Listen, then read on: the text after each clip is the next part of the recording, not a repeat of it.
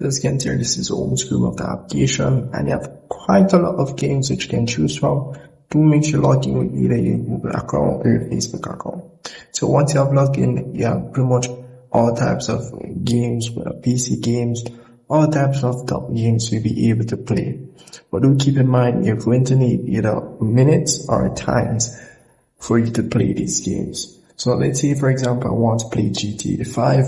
If I tap on the GTA 5 option here, I'll be able to see all the game info as it relates to GTA 5, and I'll have to just stop and play. But do keep in mind, if you don't have a subscription, and currently I don't have any gaming time, as you can see here, 0 hours and 0 minutes. So I pretty much will need to get a subscription as it relates to gaming. So I do, as you can see here, each of these subscription here do tell you how much gaming hours you get and pretty much what we're getting with each of these. And as you can see here, the prices. So for new users, you pretty much get a discount as it relates to the 1 month subscription. Also over here, you can recharge as it relates to hours. So if you want a 30 hours gaming time, you want to play GTA 5, you can pretty much buy it for $15. So all up to you guys. As well, you do have a multiple payment option which you can choose from to purchase. Very easy. As you can see here, you have a 3 hours gaming time for only $3 USD. So all up to you guys. So that's pretty much it. And as it relates to even getting free, or should I say free connection hours, free gaming hours, you can go in the task center. And let me just go back real quick. You can go in the me section here and tap on rewards.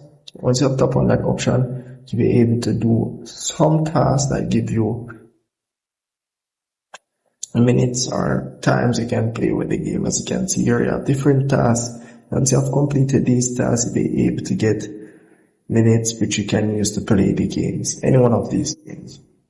So yeah, that's really pretty much it. And you can pretty much go in the library section. You can search for games. A lot of games are there which you can search for, as you can see here. A lot of Steam games, if you want PC games as well, you can find it in the PC game section here. You have the new release section, which are the new games will be shown in this section here. You have Epic Launcher, which is Fortnite Launcher, can be shown here as well. You have the Discovery section. You have other games that other people on the application may showcase. So you can also go ahead and try out these games. You have people on the application that you follow. You can also follow other people on the application as well. And in the explore option, some of them you may see they post games that they have played. You can tap on their profile here and also give them a follow. As you can see here, and you can see the games that they have played. So yeah, that's really pretty much it. And new section, nothing much, just updates as it relates to the games and so forth.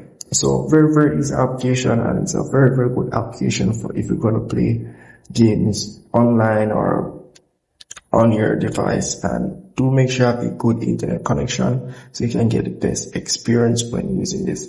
So that's the only thing. A decent device and a good internet connection, you should be okay. So if I missed anything in this video, please comment below. I'd love to help you out. I'll see you guys in the next tutorial.